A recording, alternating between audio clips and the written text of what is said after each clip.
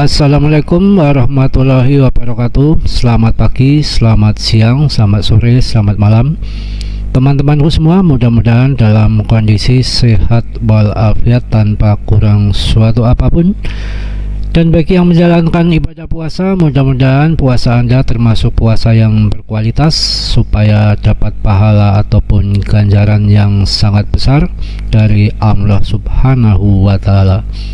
Hari ini perlu kita perhatikan bahwa market sudah mulai buka kembali, terutama yang kemarin habis holiday.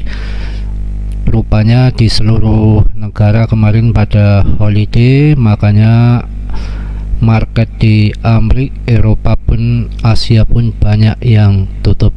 Mudah-mudahan aktivitas Senin ini Senin yang membahagiakan, yang membuat kita cuan.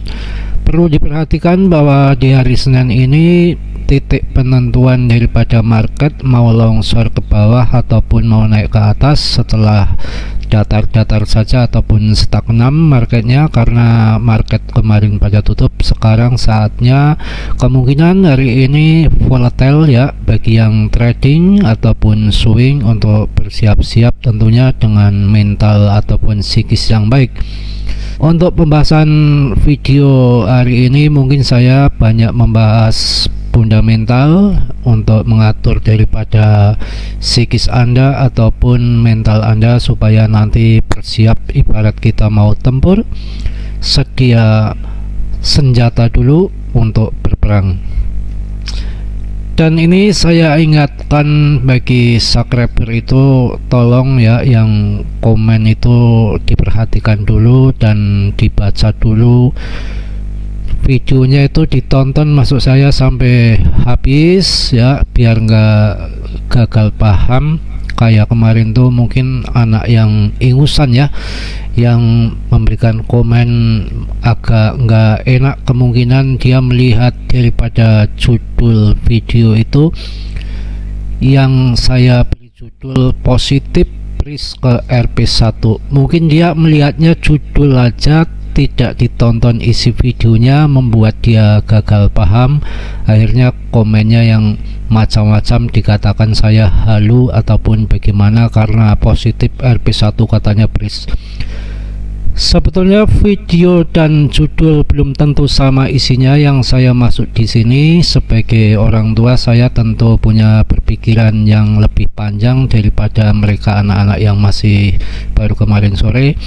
Sebab saya punya misi tujuan untuk membantu ya, punya tujuan yang mulia, bukan hanya sekedar tutorial, terutama bagi pemula yang masih labil ya, yang masih labil itu agar nggak salah agar dia ngerti kripto kondisi yang sebenar-benarnya.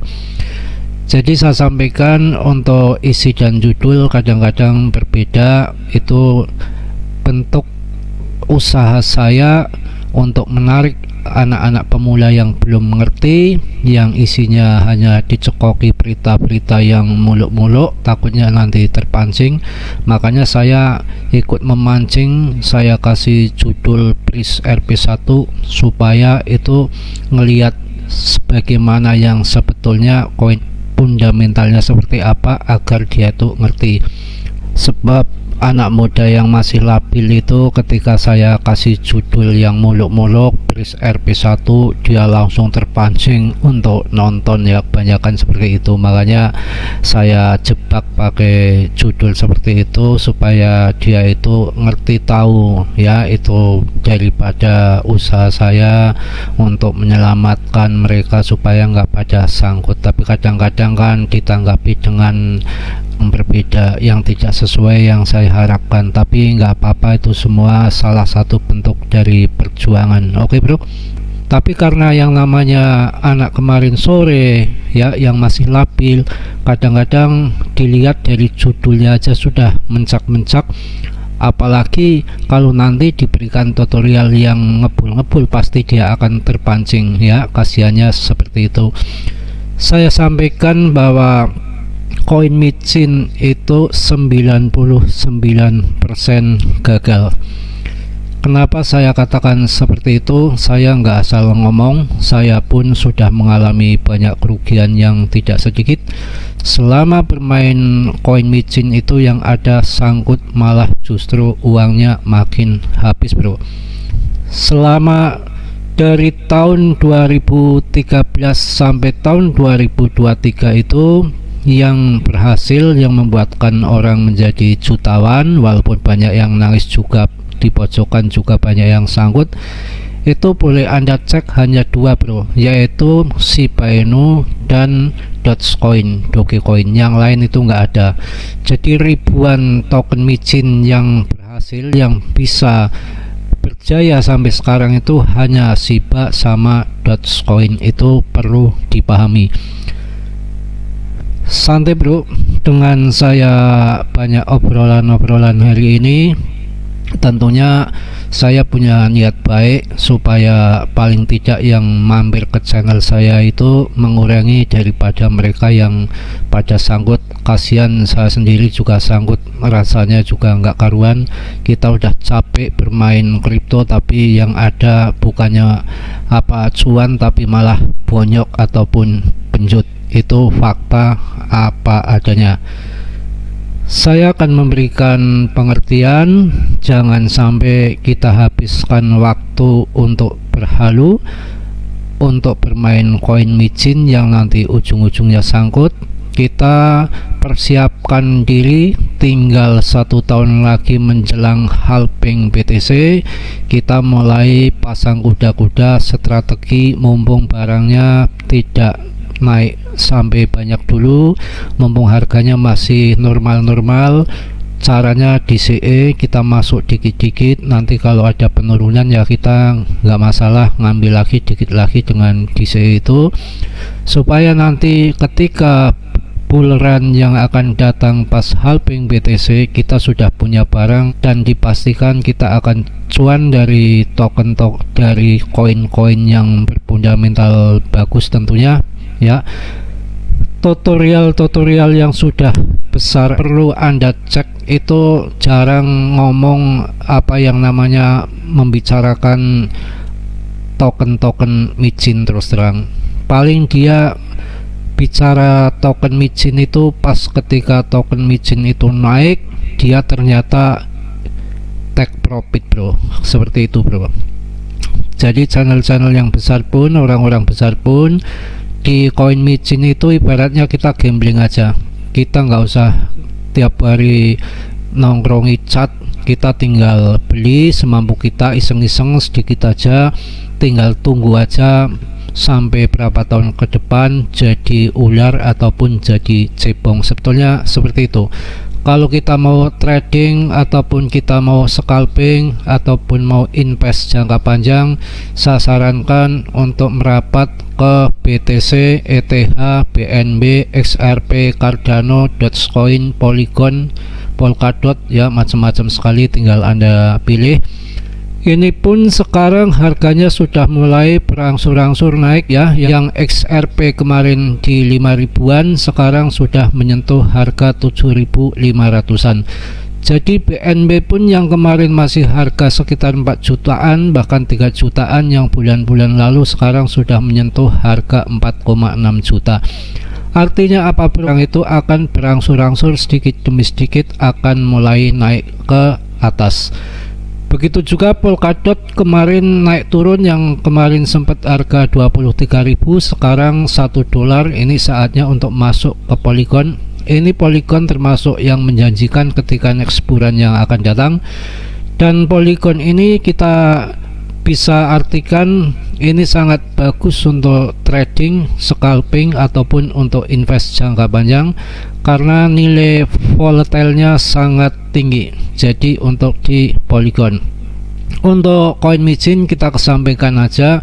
Ibaratnya koin micin itu kita sebagai uang hilang ataupun kita invest jangka panjang. Mudah-mudahan nanti yang kita harapkan pas ada kenaikan yang tinggi kita TP. Jadi jangan diambil pusing ataupun kita terlalu ambisi sekali dengan token micin yang nanti mengakibatkan kita lari-lari di jalanan sambil tidak pakai begituan, bahaya bro.